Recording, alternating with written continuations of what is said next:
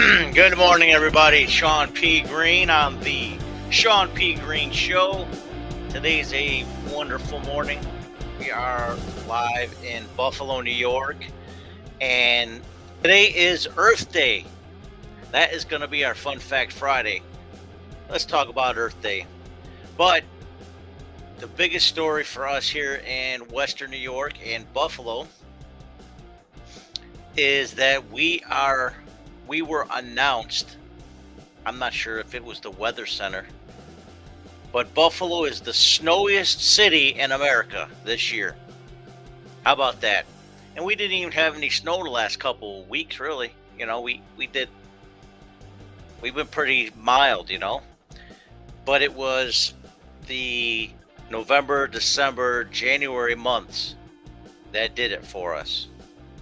More snow in our city than anywhere else in America. I don't know about North America, but according to WGRZ Channel 2, this is what the news report was. Let's look at it real quick. So, Storm Team 2 winter forecast was spot on. We got more snow here than any other medium or big size city in the entire country. Turn down the music bed a little bit. Sometimes this computer lags. I got too much stuff going on in here. So let's see if we can pull this up while Channel 2's website loads. But Channel 2 here is a radio station, NBC affiliate. And while we're waiting for this to load up real quick with all these stupid ads on their website, check this out. 716 Ministries, okay? 716, which is our area code. But it's a ministry right here in Buffalo. They are the team that mentors people of all walks of life.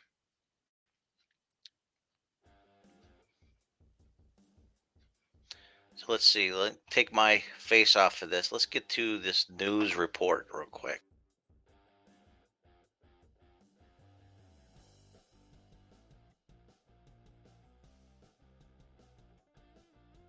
From good things she bought extra, Rashida, This one's a goner. to always needs to end on a zero, Rashida. Okay, you totally distracted me. That's not fair.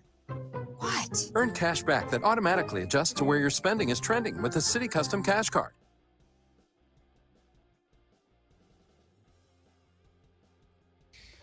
On the town hall, and today we actually start the second month of spring. The season began on March 20th, so it's kind of a great time to look back at the previous season, which it turns out is making some headlines here in Western New York. We got more snow here than any other medium or big size city in the entire country. If that surprises you, you're not alone. Even the people who follow this most closely didn't expect our snowfall total would beat out everybody else. Unless you're a snow-loving meteorologist, I'm kind of proud of it. you may find this a depressing distinction. Buffalo is the snowiest city in America, at least among those with at least 100,000 people, and for this winter. As of now, we've had 96 inches of snow since the start of the season, so it's somewhat surprising we had the most. Usually, we need to break 100 inches to get that number one spot, and we didn't. In fact, we're just an inch above normal, yet that's enough to finish first. Our neighbors in Rochester. Any chance they'll surpass us and take away the so-called Golden Snowball Award? We're going to end number one. There might be some token snowfall in places that are challenging our number, which are other locations in New York and Anchorage, Alaska, which is just behind us.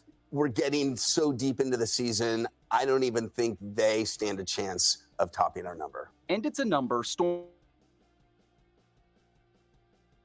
weather outlook. With it being a little wetter than normal, we'll probably have snowfall that will be close to average for the year. You guys agree? I agree. The team was pretty spot on. Taking a little victory lap?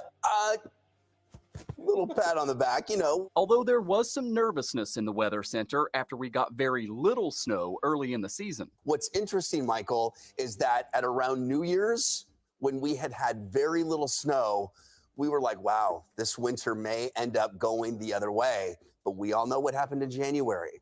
We got clobbered, and then it stayed snowy through April. I asked Patrick the question we're all wondering as we get later and later into spring. Are we done with the snow? No. Michael, I know we're a week away from the beginning of May, and we added snowfall to our 7-day forecast today. So we could add a little to our first place finish, impressive to some, upsetting to others, but something we've gotten pretty used to in this part of the country. We don't often end up as the snowiest city in America. In fact, we're usually beaten out by some other spot in New York State. We ended with the most snow in New York only twice over the past 20 years. The most recent before now was 2018, 2019.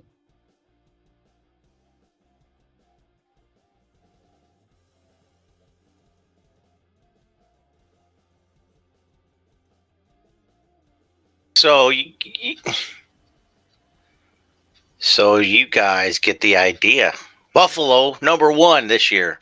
He's right in front of Anchorage, Alaska. So, and as you heard, if you listen to the broadcast, that Buffalo is usually second, third amongst like Anchorage, Alaska. Sometimes even the Boston area has been one of the snowier areas this season. You would think because of their crazy storms that they were they might have been in the top spot, but yeah, we had a crazy one. And guess what?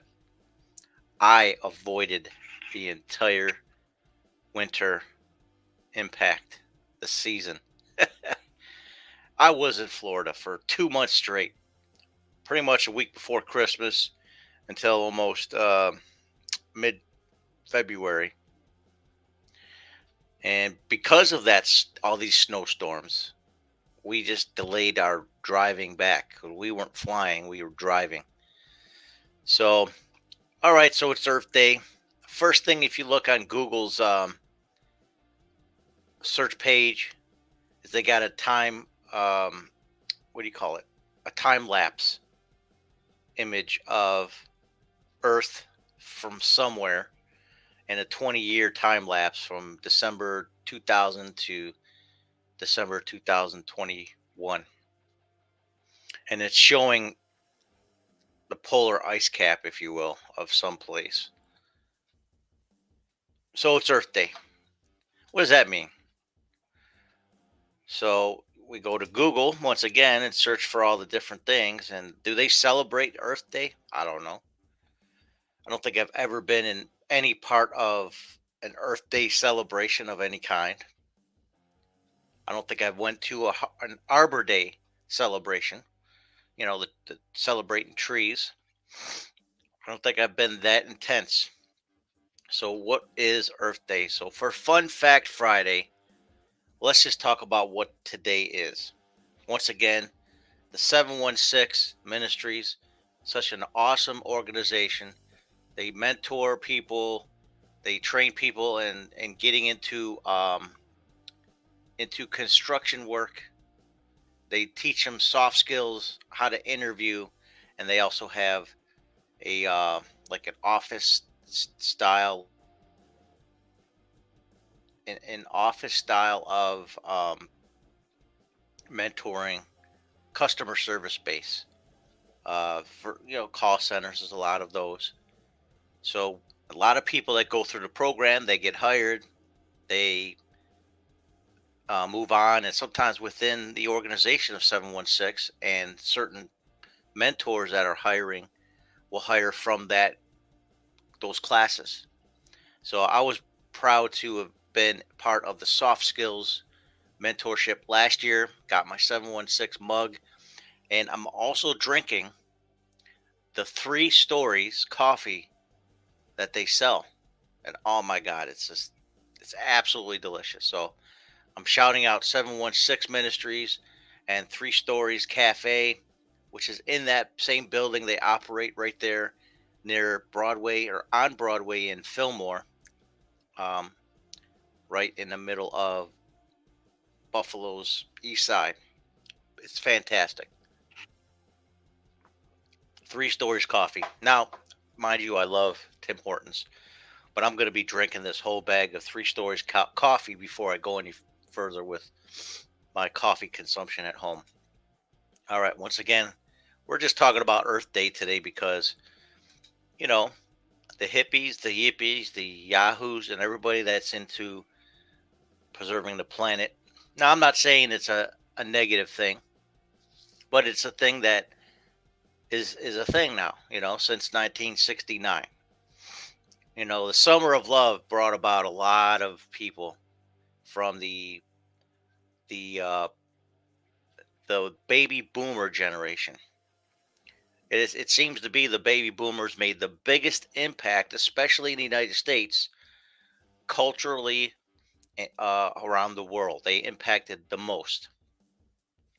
Right now it's, I think, the up and coming generation of the generation Gen Zs right now, what they call them, or the Zoomers they call them, because it's a digital world and people are on Zoom now, and their generation letter is Z. I was two generations prior, which is Generation X and generation after the baby boomers, Generation X.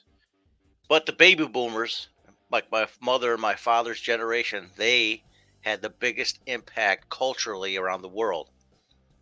The Summer of Love, the war in Vietnam, the anti-war movements, all these things, the consciousness, thanks to all the acid that was flowing around.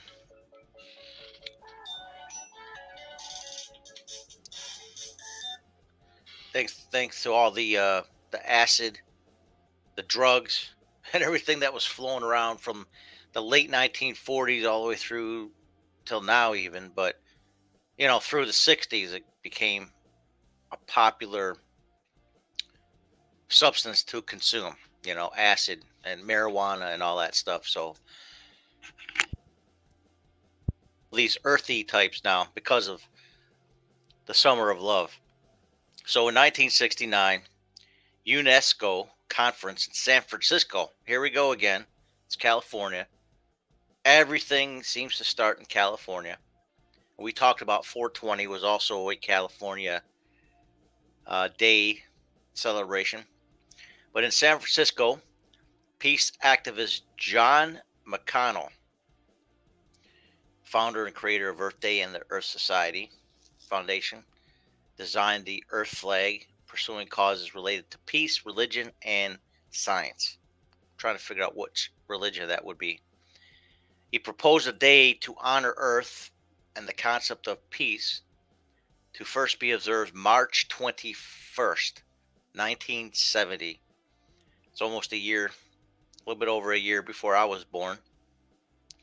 The first day of spring in the Northern Hemisphere. This day is nature's equipoise, I think that's the word, was later sanctioned in a proclamation written by McConnell and signed by Secretary General U. Thant at the United Nations. A month later, United States Senator Gaylord Nelson proposed an idea to hold a nationwide environmental teach-in on April 22nd, 1970. So a month later from its proclamation. He hired a young activist, Dennis Hayes, to be the national coordinator. Nelson and Hayes renamed the event Earth Day. Dennis and his staff grew the event beyond the original idea for a teach-in to include the entire United States. More than 20 million people poured out on the streets, and the first Earth Day remains the largest single day protest in human history. I'm protesting the Earth. All right. So just reading through this, Earth Day was focused on the United States for the most part. But 1990, here we go. All right, so there's my generation. So the boomers, the previous generation, they got it in. They started the ball rolling.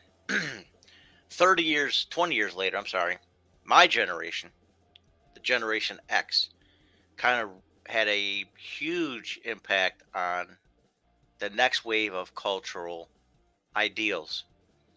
And, number one was like the rehashing of human rights, civil rights. That was a big deal. And also the resurgence of the, tree hugging, loving the earth.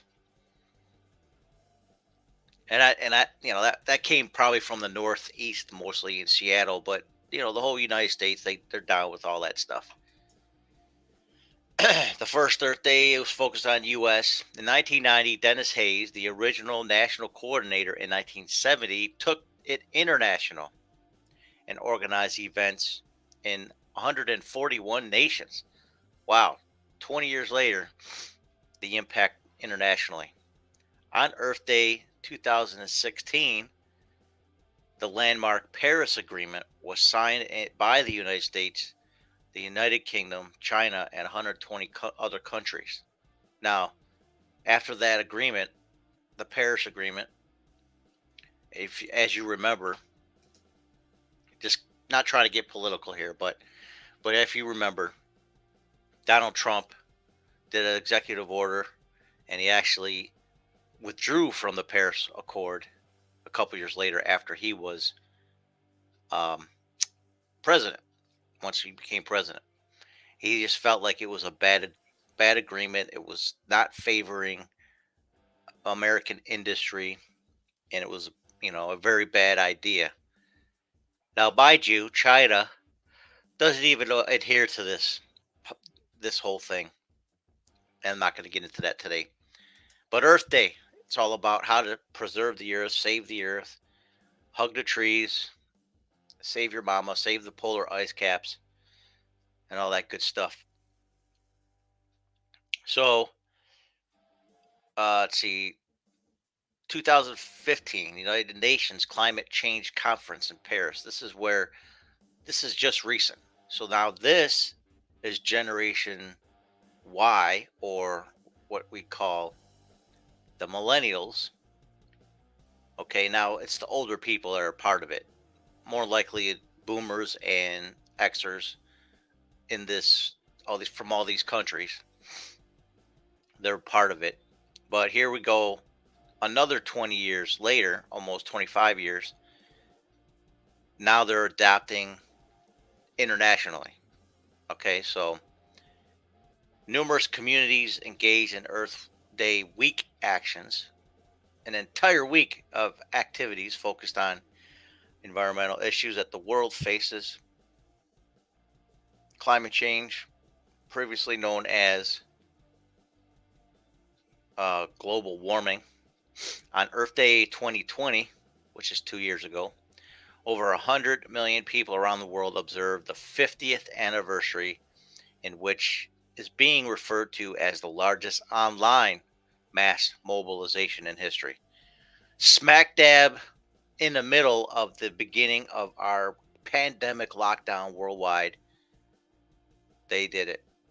All right, so some things that led to it: 1969 Santa Barbara oil spill right off the coast of California, outside of Los Angeles. All right, so then they had a Santa Barbara Environmental Rights Day. These are all just events. Earth Day 1970. I bet you didn't know that Richard Nixon participated planting the tree on Earth Day. Earth Day name. All right, I won't get into all that. Dirty Dozen, University of Michigan teaching.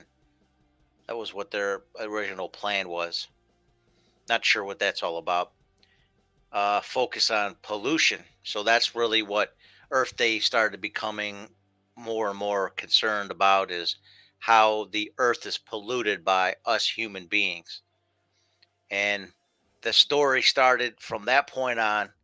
People of the post boomer generation,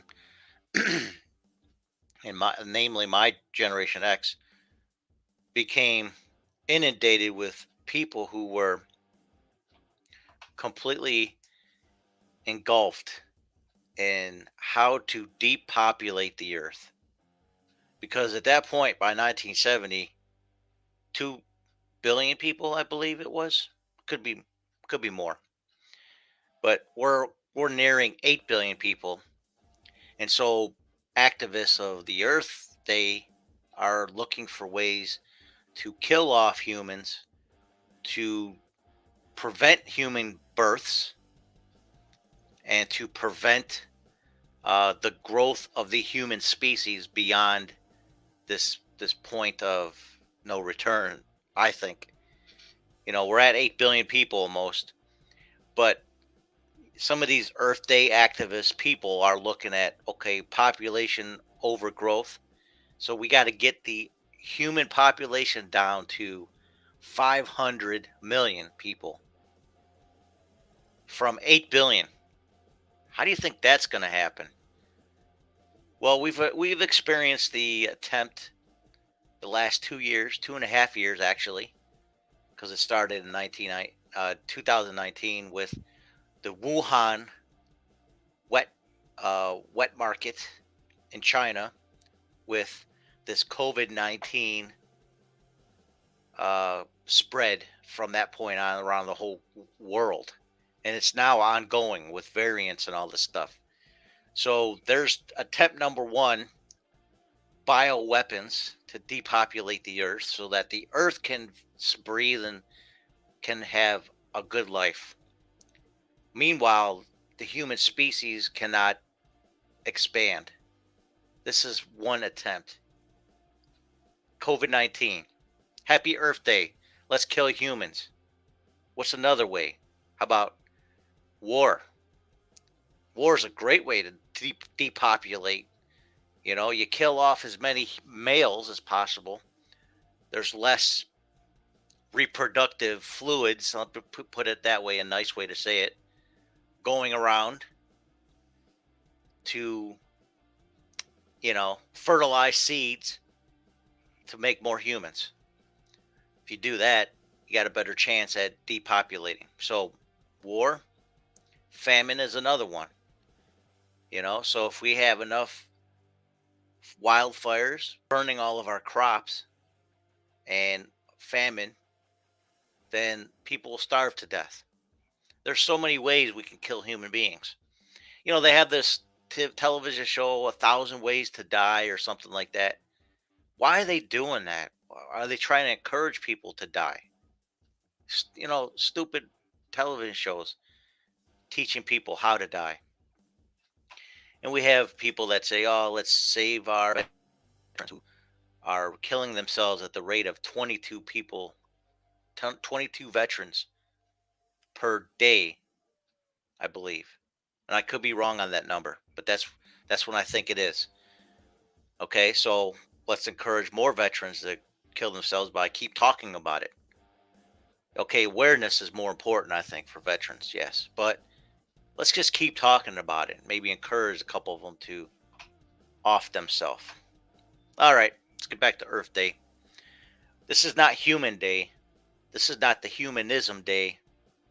This is all about this planet, the rock called the Earth, the third rock from the sun in the Milky Way solar system, or galaxy of the Milky Way.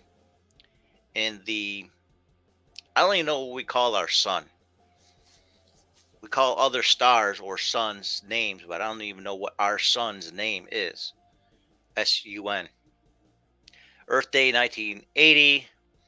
They started with okay, so the 70s were periods of substantial environmental legislation, including the Clean Air Act, Clean Water Act, Endangered Species Act. How about humans? Okay, we're not endangered. We got 8 billion of us. Okay, I get it. So what are we going to do? The Endangered Species Act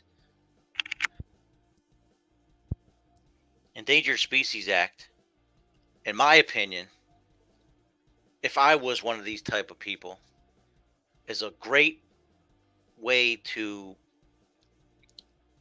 give an excuse why we have to depopulate humanity on this planet, because all the other species are starting to become endangered. We got to depopulate them, the human race, the human being species, the Homo sapiens. Let's depopulate them so our all these other species can survive. All right, moving forward. Marine Mammal Protection Act, Superfund, wonder what that's all about. Toxic Substance Control Act, the Resource Conservation and Recovery Act. It all has been the creation of the Environmental Protection Agency.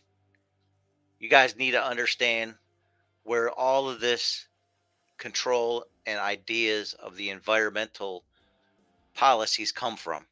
EPA, the Environmental Protection Agency, it's a governmental agency within this US. Works alongside of the UN, the United Nations, for a lot of international policies on the planet Earth. Okay, and banning of DDT and the lead in gasoline. This is when Jimmy Carter was president, right before Ronald Reagan, okay, came into power. 1980 Earth Day effort was led by Mike Maccabee and Byron Kennard, and the general mood was festive and celebratory. The principal Washington, D.C. event was a festival held in Lafayette Park across the street from the White House, again during President Carter's reign as president. And it, within 9 months before Ronald Reagan was actually inaugurated. And once again, once the Ronald Reagan era, okay, so let's just fast forward. Let's just talk about who were the leaders during these times, okay? So Richard Nixon, eventually in hot water, he's behind all this stuff, against the Vietnam War, trying to balance out being a Republican, a conservative Republican, and trying to not be a Californian, which he was. I think he was from Yorba Linda or Eberlinda. I don't know how you pronounce it. Loma Linda, somewhere out there in California, outside LA.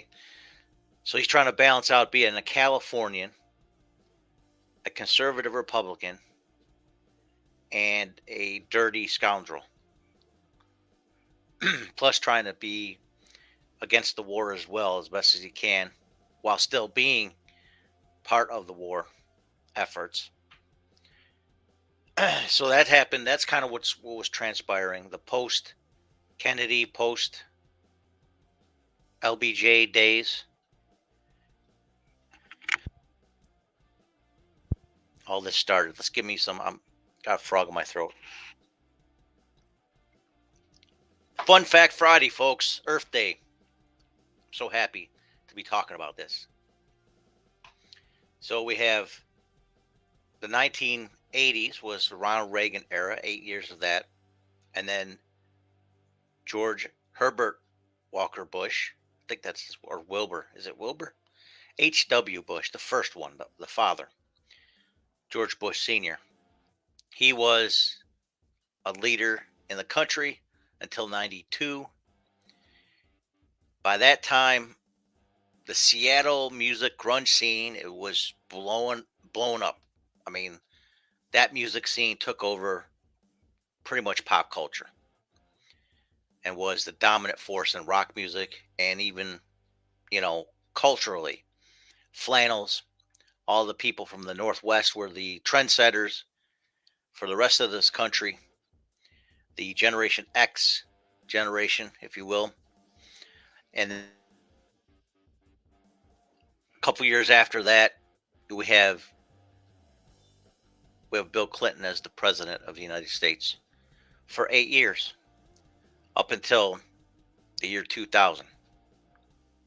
So during that window, we have huge democratic influence, power. So a lot more environmental stuff started happening for the U.S. and beyond. So Earth Day activists in 1990, which was just before the Gulf War, gave a huge boost to recycling efforts worldwide and helped pave the way for the 1992 United Nations Earth Summit in Rio de Janeiro, another huge and important time in the history of this Earth Day movement. And that was the year was that Bill Clinton was elected, which was 6 months later, actually. He was elected and became president in 93. So 1992 Earth Summit in Rio de Janeiro, United Nations Conference, UNCED, or United Nations Conference on Environmental and Development, also known as Rio de Janeiro Earth Summit, Rio Summit, Rio Conference, and the Earth Summit, major United Nations conference held June 3rd to June 14th, 1992. So right in the middle of summer or beginning. Unlike the Earth Day 1970, this 20th anniversary was waged with stronger marketing tools, greater access to television, radio, and multi-million dollar budgets. Now, mind you, CNN, which is another topic, I'm not even going to go in that rabbit hole today, but CNN was pretty much the most watched network in the early 90s because of this Gulf War. So CNN's power to broadcast internationally became a huge plus for people who want to get their word out in other ways. People talked about in the Bible how in the world is the whole world going to see Jesus Christ coming back to earth in the book of Revelation. How is the whole world ever going to see it all at once? Well, international broadcasting, satellite radio, satellite television. So that's where CNN came in the early 90s. They became one of the juggernauts of the cable news network, or as I call news entertainment. They became the juggernaut of information on the Gulf War. Right after that, those people, the Earth Day people, utilized the ability to broadcast internationally with satellite television. Bam. So they use that technology to spread their word. See how that works? So the 20th anniversary was a huge boost to their thing. Now look, I'm also showing the primary source of this is the New York Times. Okay, the business of Earth Day. So this is kind of like where it was coming from. Two separate groups formed to sponsor Earth Day events in 1990. Earth Day 20 Foundation, assembled by Edward Furia, I butchered his name, and the original Dennis Hayes. Senator Gaylord Nelson, the original founder of Earth Day, was honored chairman for both groups.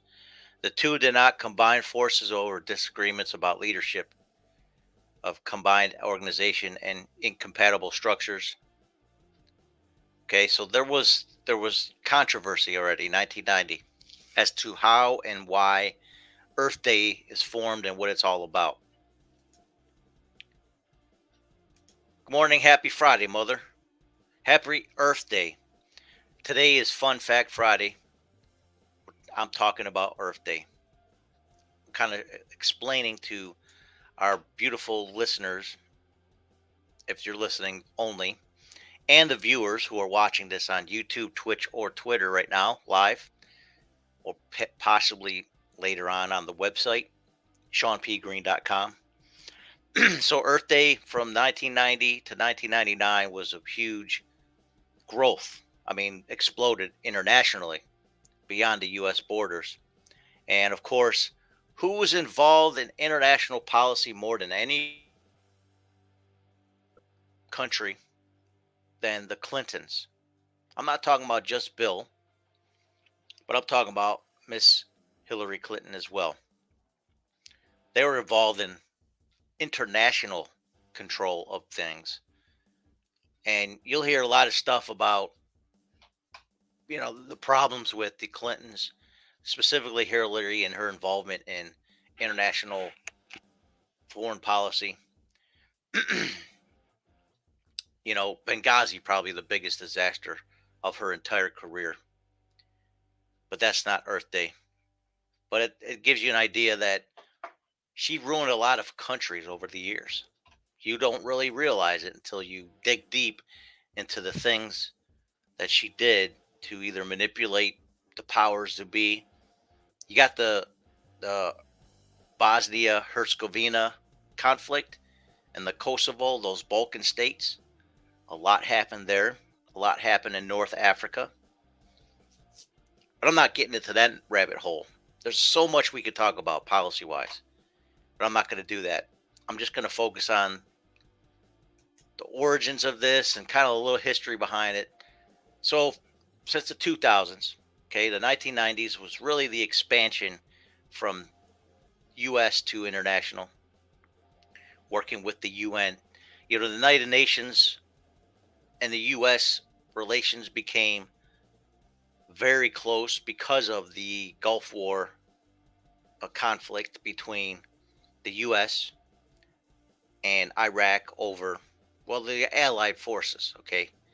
But the U.S. initiated George Sr., against Saddam Hussein's regime that invaded Kuwait. That was the whole storybook. But since the Allied forces came to being during that time, the Allied forces being all these other countries, including Saudi Arabia, to quote unquote liberate Kuwait or gain control of more oil, the United Nations grew tighter together because UN forces were also used to be a part of that conflict. So United Nations formed more policies, stricter Earth uh, issues, and just became the juggernaut of international policy, not just individual countries' policies, but international policies. So the UN is bigger than ever. United Nations. You got to check out the United Nations when you get a chance. Look them up. Study what they're doing, what they have done. United Nations is very powerful. The CDC runs right underneath that. The World Trade Organization. There's all kinds of stuff. All right, so Earth Day, 2000s to the 2019s, right before the pandemic. As the millennium approached, Hayes agreed to spearhead another campaign, this time focused on global warming. Now, this is a big thing. Right after Clinton left office, his vice president throughout that whole 8 years, Al Gore, he did a documentary about global warming. That was the message. So global warming became the biggest topic in the 2000s. So he made a documentary kind of explaining what that's all about, plus the clean energy movement, which is wind, solar, and water powered energy. But mostly they're trying to use and harness solar power. The problem with that is that now you need land for all these solar powered panels, solar panels to get all this energy out. So what's another solution to not worry about how much land we have to put all these solar panels on? Well, let's depopulate the earth. All right, moving on. Clean energy, besides solar power, is wind energy. And I'll mind you, all the materials to make all this requires mining the earth and the shelf life of all these energy sources. The windmills, the solar panels, etc., require recycling within 30 years. They don't have more than a 30-year use on Earth. So all of that now becomes garbage, and some of it toxic, toxic materials, especially with the solar panels. So it's not really Earth friendly. That's all I got to say about that. As much as they want to say it's clean energy, yes, there's no fossil fuels being burned and CO2 is not increasing. But the earth, the ground itself is going to be losing, you know, soil that needs to grow fruits and vegetables and plants that feed us. We need all that stuff. So they're thinking inside the box, not outside the box. They're thinking ways that they can make money for themselves is really what it is. All right, so 2001, Earth's first Earth Day doodle was in 2000, whatever that is. Oh, that's the little box that I showed you. Here's the doodle right here. This is what they put up now. They call that a doodle. All right, so Earth Day 2003, Water for Life campaign. Uh, what's in your water? Water-related events were held on every continent, including water workshops, exhibitions, concerts, and more in Toga, Egypt, and Cook Islands, Jordan, Palestine, Japan, Venezuela, Slovenia, Nigeria, and Canada. Venezuela, man. You know what's happening there. Hostile takeover by the by the totalitarians. Okay. Earth Day 2004. Earth Day Network. Major tree planting events took place. All right, so here's where Arbor Day became even a bigger day after this. 2005, the theme for Earth Day was healthy environments for children. So for the Generation Z kids, trying to make it healthy for them. Earth Day 2006, Earth Day expanded into Europe for Earth Day 2006, and events and speeches were held in most of the EU countries. Key events included the Festival on Climate Change. So that climate change word changed from global warming right around that time. And they're trying not to change the narrative behind it, but they changed the name of it. Thousands of Earth Day projects in 2007 came about. 2008, Call for Climate. I mean, they just every year they have a new theme now. 2009, the National Teach-In on Global Warming Solutions reached college campuses. So now they're indoctrinating more and more of these millennials at every step of the way, and the Gen Zs. So that's 12 years ago now, which was the 40th anniversary. 2010, Billions Act of Green. EarthDay.org was launched. The rally in D.C. drew 150,000 activists to demand that the U.S. Congress pass comprehensive climate legislation. So 150,000 activists were in Washington, D.C. And guess what? That's the same exact number of people that signed up for CNN Plus. I bet you they're the same exact people. That's why CNN Plus is defunct now. They're winding down after just weeks of being launched. It shows that it's not really a huge movement, as they say. But they're campaigning well. They do well in trying to promote this Earth Day event. To hug the earth, so to speak.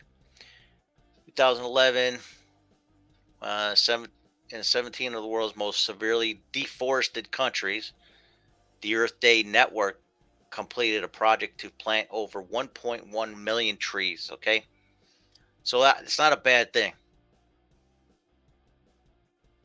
I'm not criticizing the planting of trees. I think it's a wonderful thing.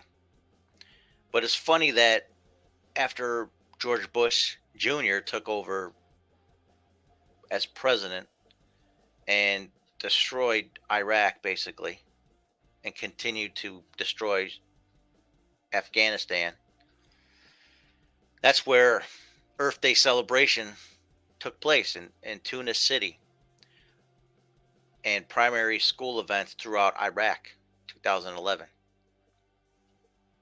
Almost 20 years after the first Gulf War.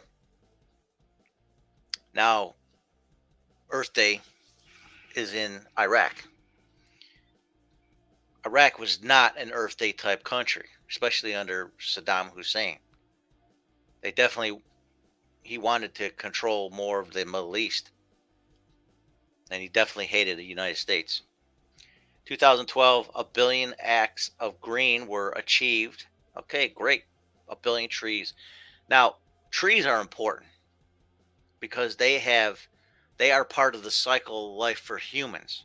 Okay, so I'm totally for that. Plant trees, plant trees, plant trees. But I'm telling you, these nonprofit organizations and government agencies, they're getting rich off of this. They're gaining wealth from these things. And they're not spending all the money on trees. They're spending money on administrators and wealth for the people running these organizations, government agencies, corrupt countries. Don't get me started. Yes, plant trees. Plant as many trees as possible. The oxygen from the trees is for us, and vice versa. It's reciprocal. The oxygen that we take in, we synthesize it, and it comes out as carbon dioxide, CO2, which trees take in. They process it, photosynthesis, and once again, it comes out as oxygen for us. So, trees, plants, anything green, we have a reciprocal relationship with them. So, for us to plant trees, it's a wonderful idea. But don't get me wrong, these people that organize these things, they're gaining wealth from this movement. But happy Earth Day, people. Billion trees were planted in their campaign. That's wonderful. I'm really happy to see that. Deforestation is like the buzzword now for the last 40 years, but even more so the last 10 years. So there's a lot of human population growth, so it's taken away a lot of land that has forests and stuff. Deforestation comes in other forms, like we have all these wildfires that are all over in California and other countries, sometimes caused by negligence, but actually controlled burns are a necessity to basically replenish the minerals in a certain area. You ask farmers, okay? You ask a farmer that they don't plant in the same place the entire lifespan of their life farming a certain property. They actually have to let some parts of the land get a break from being farmed and let plants die, and then pour topsoil and whatever they can on top of it, replenish the minerals so that the next crop that comes through that ground is full of nutrients and minerals and good stuff for our bodies.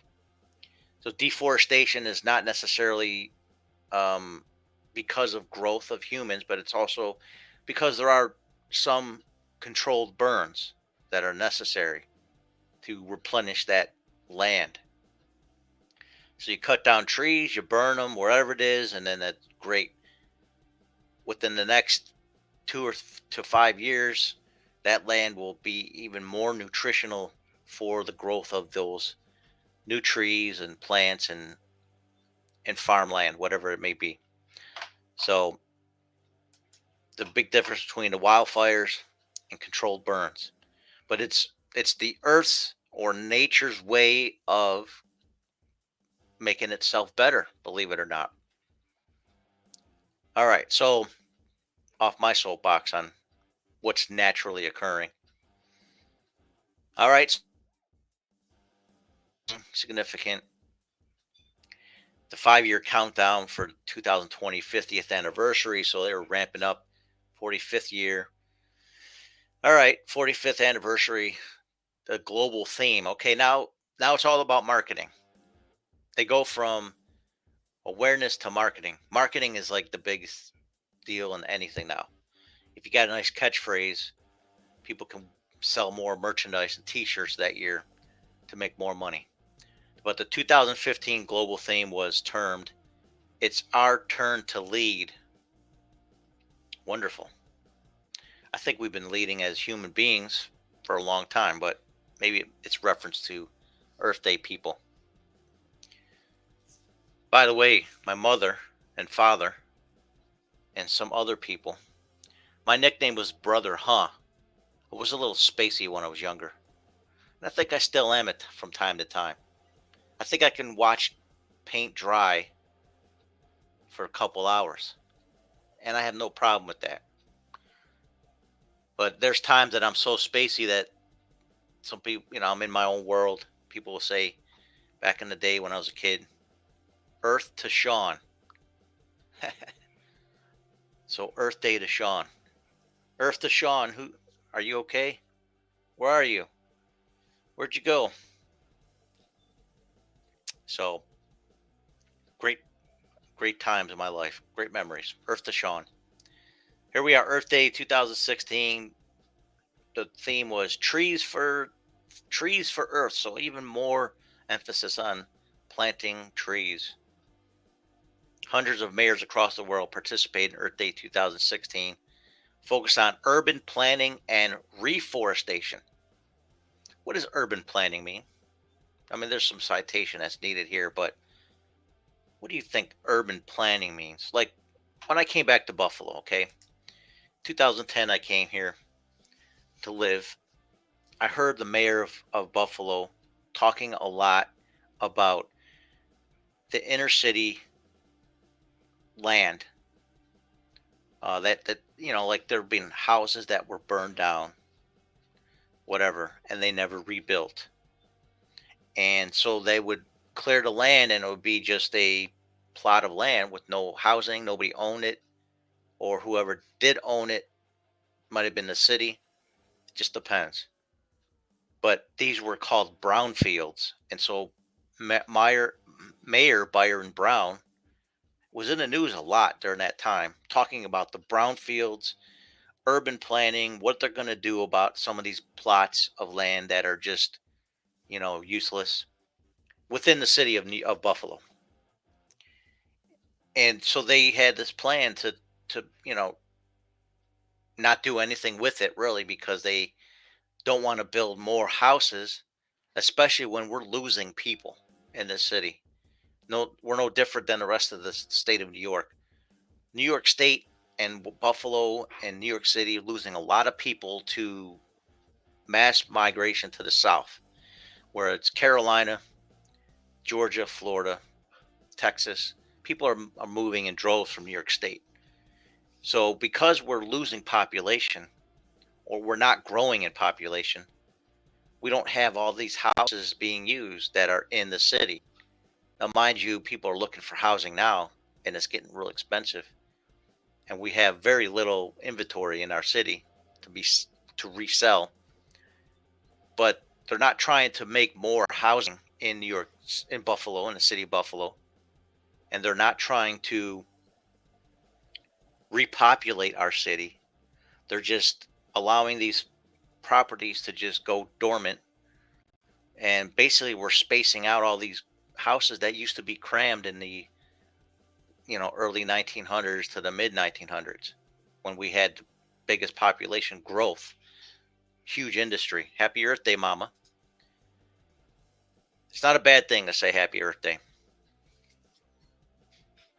So we had population decline since probably after World War II, slow decline. People were moving south. Slow decline from the inner city to the suburbs. People were getting more wealthy. And then after the 80s, we just lost big industry that kept what that anchored Buffalo as a powerful industrial city with many jobs. After the 80s, my father was one of those people. My father lost his job, 82. So after that, even more people left the city. And then as all these houses were burning and properties were being dilapidated and un unoccupied, the mayors over that time up until now just decided not to try to rebuild houses in the city because everybody's leaving. All right. So that was the plan. That was one of the urban plans. So in 2016, that was one of their ideas, was to make a focus on urban planning and reforestation. Now I seen it in Chicago, and there's some people here in Buffalo have done it, but there is the the trend to on these brownfields or vacant lots to build crops, you know, grow crops for the neighborhood, especially for the more impoverished places. Build a little spot where you can have a garden for your neighborhood, and then people would tend the garden and then neighbors would all benefit from it. They would have a beautiful array of fruits and vegetables right in their neighborhood. They don't even have to go to the farmer's market, which in my opinion, everybody should be going to the farmer's market more than they go to their local grocery store, at least in their regional grocery stores, because that's where they get a lot of their crops or their stuff they resell is their local market, local farms. So, but yeah, that was the trend, is to change the look of how housing in the urban cities, urban landscapes, to pretty much the catchphrase that I heard Mayor Byron Brown say was to right size, not downsize, not upsize. It was right size our houses and our, the urban environment, because we don't have enough people occupying the houses in the city. Their plan is to right size it and just not rebuild new houses. They just allow the houses to burn, plow the land, and it becomes a brownfield. That's what the process was all about in the last 10 years since I've been here. So, is that a bad thing? I don't think so. I don't think it was really meant for us to have huge populated inner cities with ghettos and super tall skyscraper buildings where corporate entities would pile up on top of each other, and residential areas would pile up.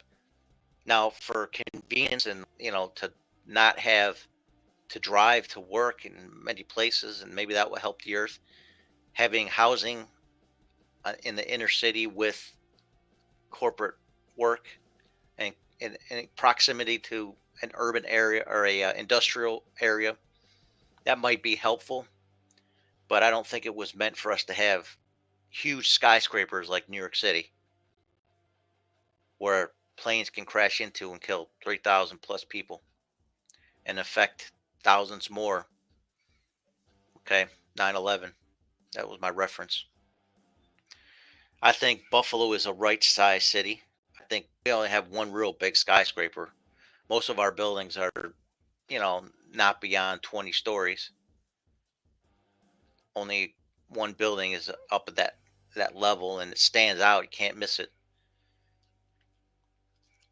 I think it's a good sized city. We are about 250,000 plus people living within the city limits, and our downtown area is not so crowded that, you know, there's a whole lot of traffic coming in downtown.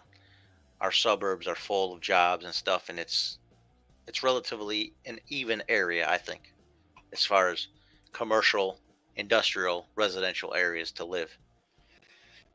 So that was kind of like the thing, though. Urban planning is all about making the cities and the earth and all that stuff spread out more and get back out into the suburbs, which also increases the value of your city's property for tax purposes, also devalues some of the suburban areas because of urban sprawl, if you will, outside into the suburbs.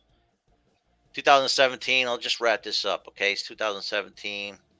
Earth Day Network launched the goal of global environment and climate literacy by 2020. Yeah, how about the Wuhan virus? There you go. There's some literacy for you. Yeah, how do we get all these people locked down and control the information we give them? Well, how about we give the world a virus that they have to be locked down with, and now they have to listen to every word the CDC says, and the WHO, the World Health Organization, a UN affiliate. They have to listen to every word we say because they're all worried and fearful. Oh, this virus is going to kill everybody. Well, we got their attention, so we can get them on Earth Day 2020 and tell them what we demand them humans to do while they're on Earth. How about that? How about that thought? Is that conspiracy theory or what? Anyways, Earth Day 2018, the theme was end plastic pollution. Okay, not a bad thing also. If you go to like the water, man, and the oceans and stuff, you see a lot of species getting caught up or being overtaken by the plastics that we throw in, and pollute the earth with. So, not a bad thing, not a bad idea. Again, it's a great campaign, it's a great marketing tool. Where do they get all this money, though, to blast this campaign? And who else is benefiting from these campaigns? All right. Follow the money, folks. 2019, protect our species. Earth Day Network partnered with Keep America Beautiful and National Cleanup Day for the inaugural nationwide Earth Day cleanup. All right, 500,000 volunteers throughout the U.S. were involved in that. 1 year later, 6 months later, the Wuhan virus. Here we go, Earth Day 2020 to 2030. Well, 2030 is like a deadline that they want to depopulate the Earth. So look for more fun things to occur from now. It's going to ramp up, man. The next 3 years, watch it. A lot of things these evil humans will be doing. Pope Francis, Secretary General of UN, Antonio Guterres, mayors around the world, Secretary John Kerry, Vice President Al Gore, ministers of the environmental and multiple countries, Senator Pocahontas, Elizabeth Warren, Senator Ed Murkey, Prince Albert of Monaco. They all joined in the new Earth Day Network, and the Future Coalition organized Earth Day Live. Boom, there you go. The whole world has an outlet now, setting up for the return of Jesus Christ, being broadcast around the world. Thank you, UN. Appreciate your help making that work. So Earth Day Live, eventually be Jesus Day Live. Us evangelical Christians believe that. So the 50th anniversary Earth Day, ironically, was the sickest day in American history, just about in the world history. World history. I mean, also they had the Black Plague, they had bubonic plague, they had 1917, they also had Spanish flu, they called it. But this was arguably the 50th anniversary, was the sickest day in the world. And we're celebrating Earth Day. But it gave them a great excuse.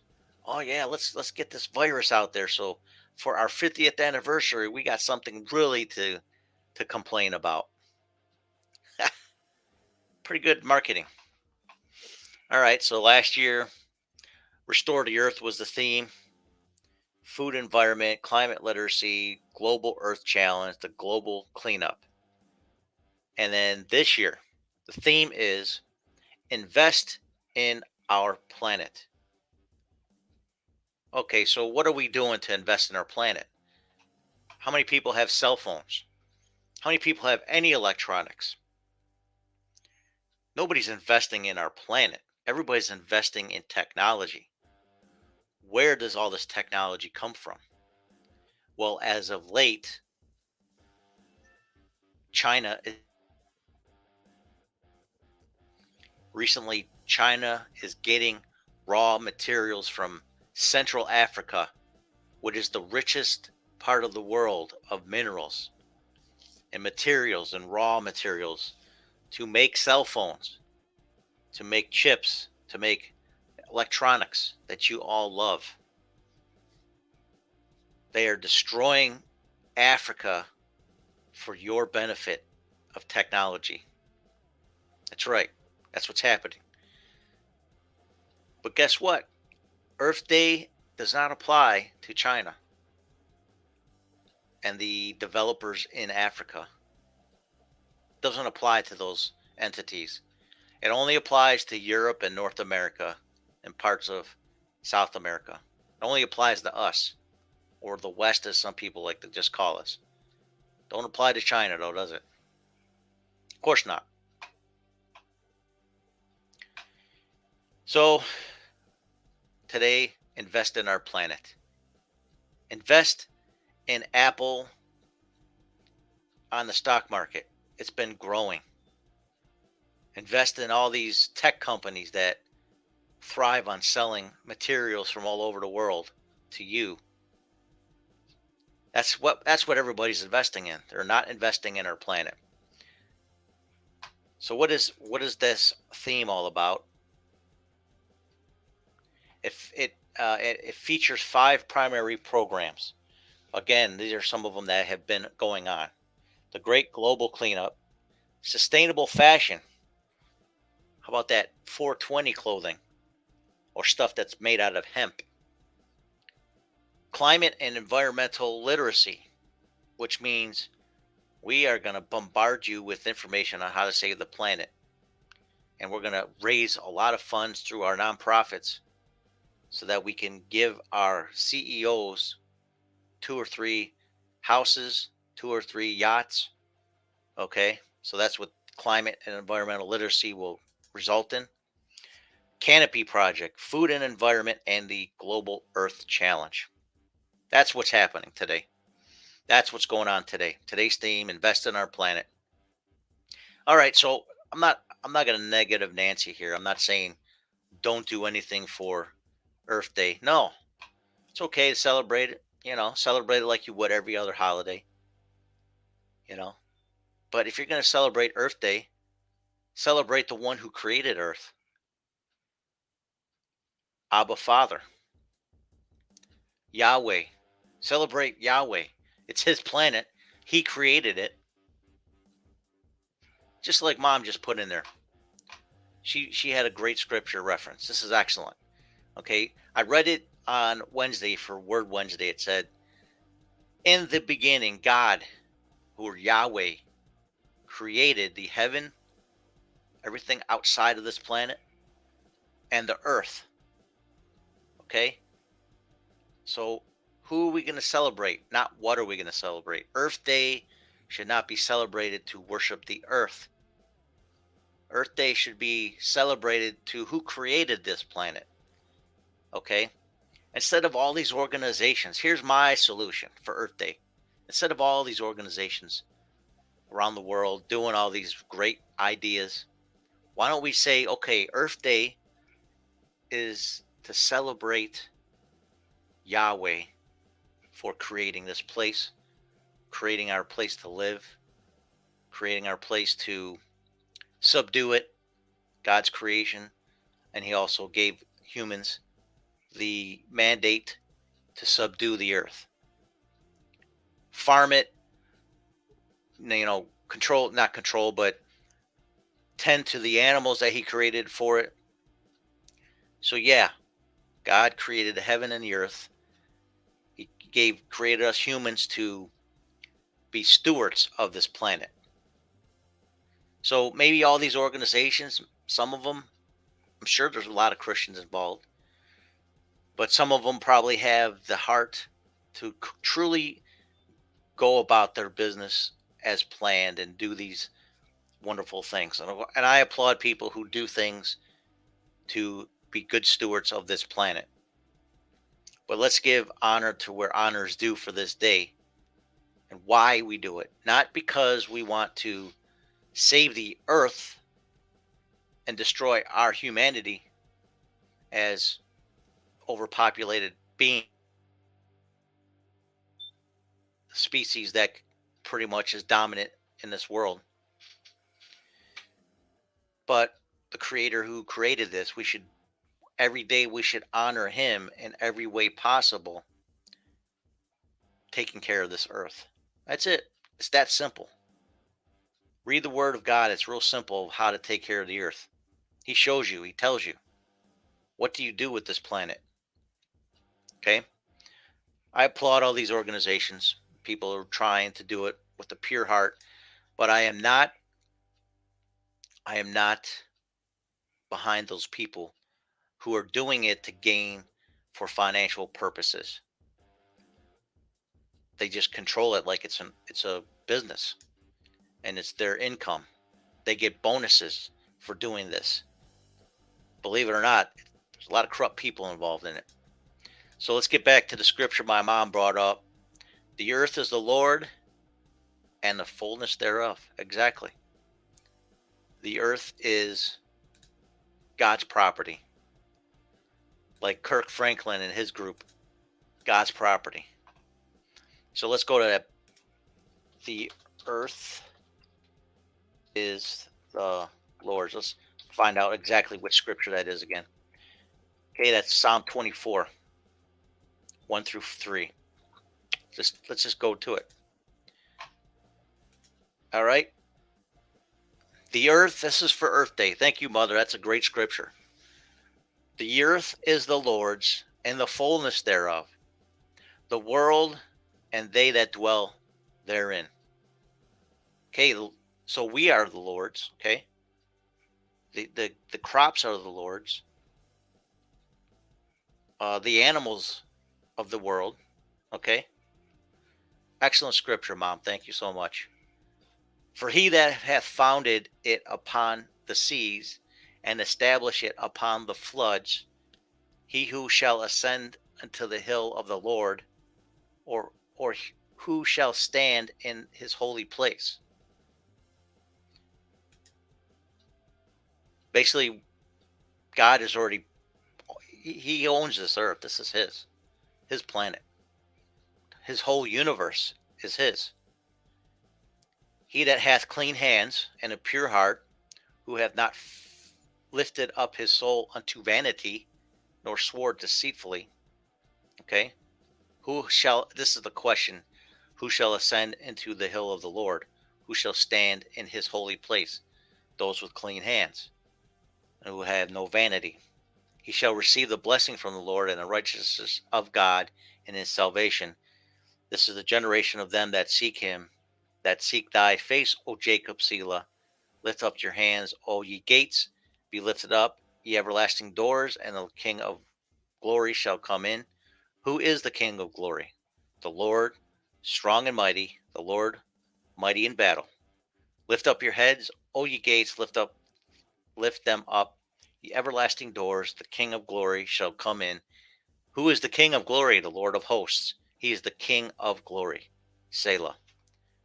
I think it was good to read that whole scripture. But here's the point. The earth is the Lord's and the fullness thereof, the world and they that dwell therein. He hath founded it upon the seas and established it upon the floods. So if you might not be a Noah's Ark, believer, you might believe in the Epic of Gilgamesh account of this flood story. But God has established, he brought about the flood, and he reestablished. This is his earth. This is his world. And he will do what he pleases with it. All right. Now, these wildfires, okay, some of it is damaging homes. I don't think that's an act of God, but that's what the insurance companies will call it: flooding, hurricanes, tornadoes. They're calling it act of God, saying God's doing this. Maybe, maybe not. But, Lord says it will rain on the just and the unjust. So, all I got to say about Earth Day is that today's that day. But let's celebrate the creator of Earth, Yahweh. We'll call it Earth Day, but we'll celebrate Earth Day by celebrating Yahweh. There are songs out there too, by the way. Earth Anthem. There's a celebratory, I didn't even know this. There's an Earth Anthem. Many songs are performed on Earth Day, which generally fall into two categories: popular songs by contemporary artists not specific to Earth Day that are under copyright, or new lyrics adopted to children's songs. All right, so air pollution, Arbor Day, these are all different topics that related to it. I don't know what these songs are, but I'm going to look at this as my final conclusion. Yes, looking forward to the new heaven and earth.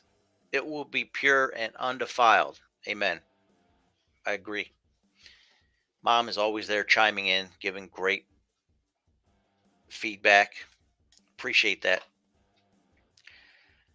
The Earth Anthem is a celebratory song or musical composition that eulogizes, extols, and exalts the planet Earth. The blue marble is a nickname for the Earth because of all the different colors and the swirls of weather patterns and clouds that are all over. That's kind of interesting nickname. The blue marble. Picture of it on the Earth Anthem's Wikipedia page. Earth as seen from Apollo 17. There's a speech or writing, a eulogy.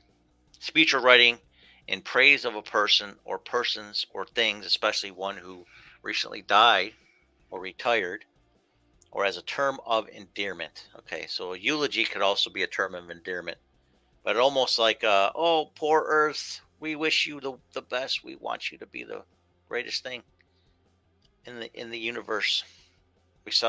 We worship you. There's actually people that worship the Earth. Not a new concept. Some Earth Day people come from that occultic behavior, come from the pagan world of worshiping. The Celtics were amongst the Europeans from that era, from that type of culture. There's been resurgence of that in America and around the world. So you got pagans from all over Europe, pretty much, and you got pagans and voodoos, and in Africa, you got people who are earth types in Asia. I mean, even Buddhism kind of is a part of that celebration. Hinduism, they have certain elements to celebrate the earth. But, let's celebrate the creator of the earth, Yahweh. Today is Yahweh Day, not Earth Day. Neil Young sang a song, Mother Earth. Earth Anthem by the Turtles, covered by Dan Fogelberg. Earth Song by Michael Jackson. I don't know if is that the same song, Heal the World, Make It a Better Place? Is that the lyrics for it? I think so. I think that was the song. I remember that song. Earth Hour Anthem by Andrew Wang, and Earth Anthem by Abe Kumar. Earth Anthem lyrics by William Wallace. And widely sung the tune of Ode to Joy. All right, so they took a couple of older songs and made their own lyrics over it. The Ode to Joy by Ludwig van Beethoven to celebrate Earth Day. All right, Earth Anthem was made by the Permanent Delegation of India in Paris, 2000 or January 2014. So you can look that up. I'm not gonna give that any more attention. But happy Earth Day. That's all I got to say. Okay, it is Earth Day. We are going to celebrate it in ways. I I do a lot of recycling. I've been doing that now for a while. I feel like yes, we should be conscious of our carbon footprint. We shouldn't be vandalizers, and we shouldn't be trying to choke the earth's ability to be a thriving entity. We should be good stewards of this planet. We should think about our human beings around us, our neighbors. We don't want our plastic garbage just thrown anywhere. Put it in your recycling bins. Take it to your recycling centers. I'm in agreement with that. Okay, put your garbage in the garbage can and try to separate your plastics and metals and all that stuff, cardboard and stuff that can be recycled. Put it in a recycling bin or set it aside to take it to your recycling center. And then your trash, which is stuff that's biodegradable, should be in a separate place. Plastic is not biodegradable, so sometimes you got these plastic bags that carry your trash. So somehow find a find a way to put your garbage in a eco-friendly container or some kind of, something. You know, it's tough like the paper bags you get from the store. You get that wet, everything goes through and then that could be a mess. So sometimes plastic is the way to make sure you can't contain all that trash. But do the best you can to recycle all the other stuff that's possible separate from your garbage. Okay. I contribute to the Earth Day with that type of thing in mind. I think it's a beautiful idea. I don't think it's a bad thing. But I'm definitely not in agreement with a worshiping of this earth or but going back to a pagan style of understanding the planet we live on. That's it. That's all I got to say. Thank you, Mother. You have a good weekend. I'm going to have a blessed weekend. Gonna celebrate Earth Day. And we're going to go. I'm going to a concert tonight, Christian hip hop, kind of a fundraiser for an event that's going on in July. So I'm happy for this gentleman that's doing it. And I'm going to try to support, see if there's anything I can do to help. Because that's what it's all about. Helping your fellow human beings on Earth Day. Not just helping the planet, but also your fellow neighbors. Loving your neighbor as yourself. Okay, help them. Help people that can't help themselves. Enjoy the people around you, and definitely be good stewards of the earth. That's it. That's simple. If you got some property, take care of the property. Throw out the garbage as needed. Keep it tidy. And I mean, don't try to feed all the rodents that come through by throwing food in your backyard. We don't want more groundhogs and gophers and skunks and all kinds of stuff, crawling critters in your backyard. Although I feel for them because they have less and less natural habitats to be to live in. But man, the more growth we have in this country, in this world, the less habitat for the animals. So I do believe these little reservations or nature preserves, as they call it, are important, especially in their urban areas. but a lot of them will spill out into your neighborhoods, and they're going to be eating your garbage. So you got to be good stewards of your trash. All right, you can't do nothing about it. Animals are hungry. They're going to be searching for stuff. They're going to look for food. Humans, we consume too much, I think. We buy too many things. We have too much garbage.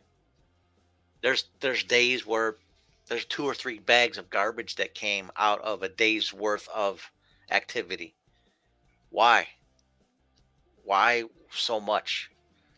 So I think we should be conscious of things that we purchase from the stores and we bring it into our house, and eventually will be in the trash or the garbage or whatever you want to call it. We got to be conscious of, once we bring in those materials, how are we going to export those materials from our house? Again, just make sure you have a recycling bin or a way to take recyclables to a recycling center. You know, New York State, we have, amongst other states, we have deposits that we make for plastic cans and bottles and all the drinks that we consume. 5 cents you pay at the register, you can return those to these recycling centers for 5 cents to get. So it's an encouraging way to recycle, which is great. But there's a lot of people that just throw that stuff in the garbage. They throw out 5 cents when you can just get that recycled in the recycling bins at the stores. So be conscious of all the things you take in and how you're going to take it out. Have a plan. And that's it. And then worship Yahweh for creating earth. Be good stewards of the earth. Fill the earth. That's what God said. Be fruitful and multiply.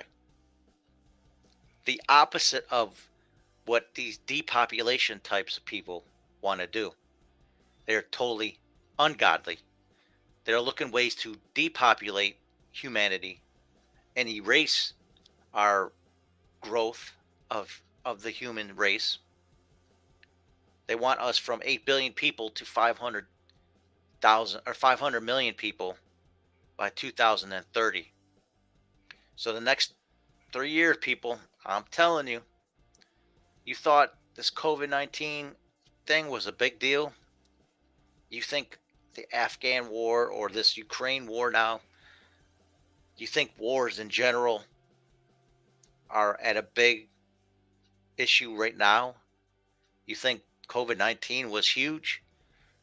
The next 3 years, watch, because these depopulation people are in the race to reduce human species from 8 billion to 500 million. And we're talking powerful people. Bill Gates is amongst those people. It's been quoted. I'm not making that up. I'm not I'm not a conspiracy theorist. I hear the words from the mouths of these people. They do not want to have more human beings. They want less.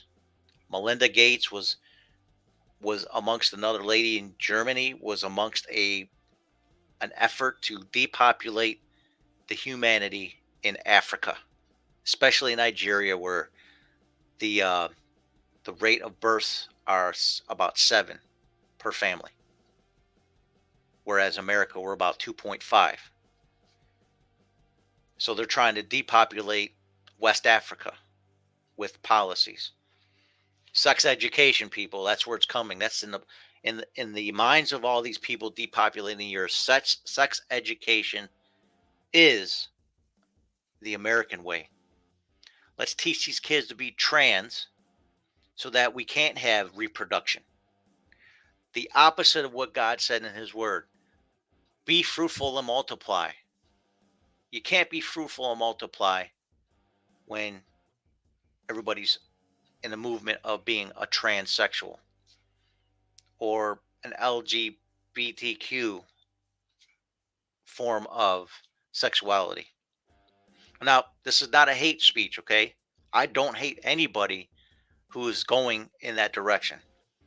But I'm telling you, there is an agenda of people to depopulate the earth, and that's one strategy, is to try to popularize this movement of LBT, LBGP, all the different letters in the alphabet.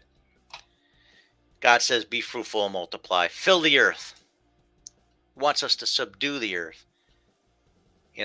Run the earth according to his will and how he would do it. And utilize it for your benefit as a human being, because God loves his human beings. He loves his creation, not just humans, but he loves the animals. He loves the earth, but he created all of this for us. He created it for us, the whole human race, no matter what your background is. Those people that have the agenda to depopulate the earth, man, you absolutely have to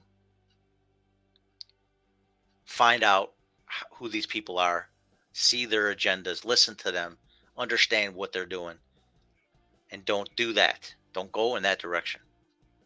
So, anyways, soapbox is done. Wasn't meant to be a preachy day. It was meant to be a fun day, talking about Earth Day. Little fun fact Friday is what we do. And that's it. That's all I got to say, man. That's all I want to say for now, because I can go into a rabbit hole and be like Alex Jones. All right. I love everybody. I love you. I love this earth. I love my creator, Yahweh, for giving us this planet to live and to live here and to enjoy it and be creative while we're on earth. Thanks once again. Shawn Patrick Greene, the Shawn P. Greene Show, Monday through Friday, 10 a.m. live on YouTube, Twitch, and Twitter, and also a replay on demand, and the audio on Mixcloud.com. All right. Thanks for listening. Thanks for watching. Enjoy your day. Happy Earth Day, people. Peace.